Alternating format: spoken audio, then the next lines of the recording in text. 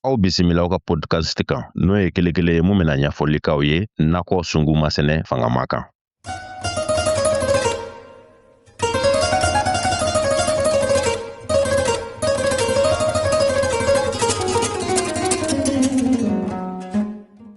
An balimamuso yɛlɛnna kɛnɛ kɔnɔ sisan n'o ye an balimamuso Korotumu Tarawele ye. Korotumu i Tarawele i ni ɲantuma kori baasi tɛ yen. Tarawele ingénieur agronome min fana ye formation in sɔrɔ famille Touré fɛ ka tila ka formation in pratique fana.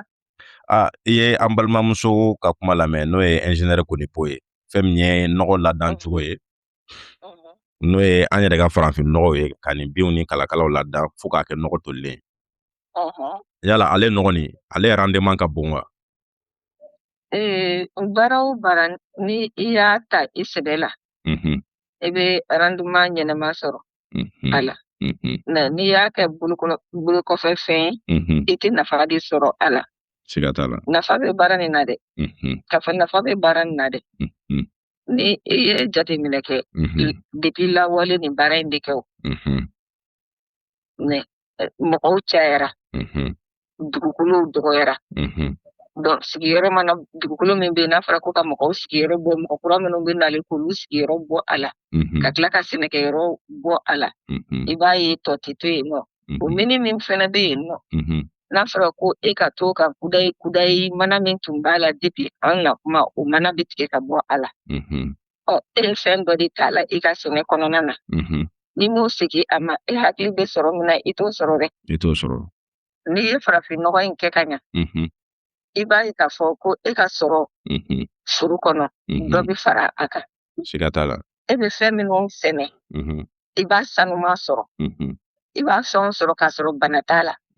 A dunbagaw fana n'o o ye e yɛrɛ n'i ka denbaya ye ani min tɔ min bɛ taga feere sugu la minnu fana b'o o san i b'a ye olu fana ka kɛnɛya o bɛ sabati. Donc farafin nɔgɔ nin ni i b'a k'i ka foro la a tɛ mɔgɔ bana a b'i ka rendement bonya i bɛ suman sanuman sɔrɔ a bɛ kɛnɛya di mɔgɔ ma. N'an taara toujours an bɛ to rendement kɔnɔna la ni lama la sisan nɔ ni hectare kilancɛ b'i bolo sisan nɔ n'a sɔrɔla i tɛ nɔgɔ nin tilannen nin k'a la n'i bɛ tɔni kelen sɔrɔ a la nɔgɔ dilannen mun ni an balimamuso y'a ko fɔ n'o kɛra la sisan nɔ n'a sɔrɔ i tun bɛ deli ka tɔni kelen de sɔrɔ a bɛ se ka taa n'i ye fo tɔni joli ɲɔgɔn la. Bon tiɲɛ na ma calcul bɛrɛ k'a la mais kaba t'a sira la. Kaba t'a sira la. Ne y'a dɔw ye u ka hectare kelen na i bɛ taa sɔrɔ u tɛ tɛmɛ minnu bɛ engrais ni farafin nɔgɔ dɔɔni ta k'a ɲagami u ka foro kɔnɔ olu ka rendement a dɔw tɛ tɛmɛ 10 tonnes kan mais n ye mɔgɔ fana ye a ka 1 hectare kɔnɔna na a bɛ na ni tracteur ɲɛ hakɛ min ye ɲini ka tracteur ɲɛ 20 bɔ a ka foro kɔnɔ. Farafin nɔgɔ la. Bon farafin nɔgɔ la ni ale y'a ka sɛnɛ kɛ a bɛ se ka 4 tonnes sɔrɔ a ka foro kɔnɔna na 1 hectare 4 tonnes a b'o sɔrɔ. Donc n'i y'a faamu yɔrɔ o ye i ye kɛnɛ fitinin sɛnɛ ka farafin nɔgɔ kɛ a la kuma dɔw la ale mako tɛ se ale engrais chimique ninnu ma. N'a y'o bɔrɔ 2 sɔrɔ a b'a kala n'a m'a sɔrɔ fana yɛrɛ ale bɛ continuer n'a ka nin san o san a kɔni bɛna dɔ fara a ka nɔgɔ kan san o san a bɛna ka nɔgɔ dɔ fara a ka nɔgɔ kan mɔgɔw bɛ girin na nɔgɔ nɔfɛ tuma min na ale tɛ girin nɔgɔ nɔfɛ o wagati la yɛrɛ. Donc n'i ka kuma faamu sisan nɔ ale ka rendement n'i y'a jateminɛ par rapport aux autres a ta bɛ tɔw ta doubler de. D'accord an balimamuso bɛ ka kuma ɲini n'o ye ingénieur Konipo ye an bɛna kuma d'a ma yan'o cɛ an bɛna karamɔgɔ Sedu n'o y'an ka invité ale bɛ fɛ ka dɔɔni fɔ nin yɔrɔnin kan. Karamɔgɔ Sedu farafin nɔgɔ in ka rendement ale bɔra ka misali mun di sisan nɔ n'o ye lama ye a b'i n'a fɔ ale ye mun ko fɔ o ta bɛ tɔw ta doubler de. Bon ne dun b'a mɛn mɔgɔw da ko kuma dɔ la a bɛ se ka hali a tripler yala o kuma in sababa dɔn. Karamɔgɔ Alu Jara an k'o bɛɛ kɛ nkalon ye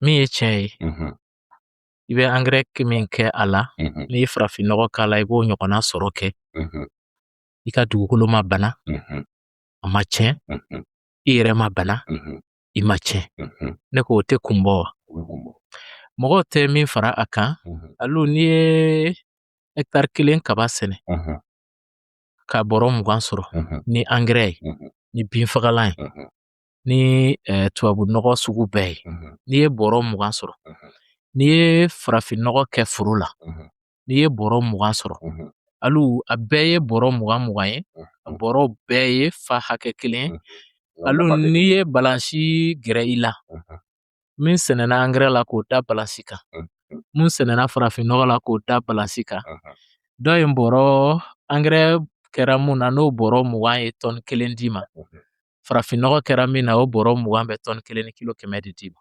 Allahu akbar. N ti a dɔn gundo min bɛ a la Ala yɛrɛ bolo nka farafinnɔgɔ ka fɛn sɛnɛlen suman ka girin ka tɛmɛ engrais ka fɛn sɛnɛlen kan. Karamɔgɔ Sedu, o bɛ kɛ mɔgɔw yɛrɛ la i bɛ mɔgɔ 2 ye o bɛɛ ye kundama kelen ye o bonya ye kelen nka kelen ka girin kelen ye o b'a yira k'a fɔ kelen kolo de ka girin ka tɛmɛ kelen dɔ kan.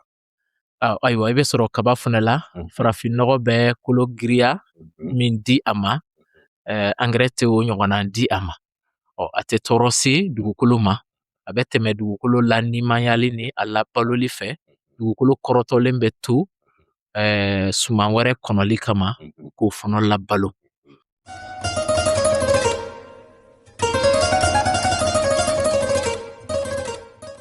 Ni jamukan labɛnna nakɔ biw a n'a baara ɲɔgɔn fɛ aw sɔgɔlen ka to an ka jɛkanw na aw ni ce aw ka ɲɛmajɔ la aw k'an bɛn.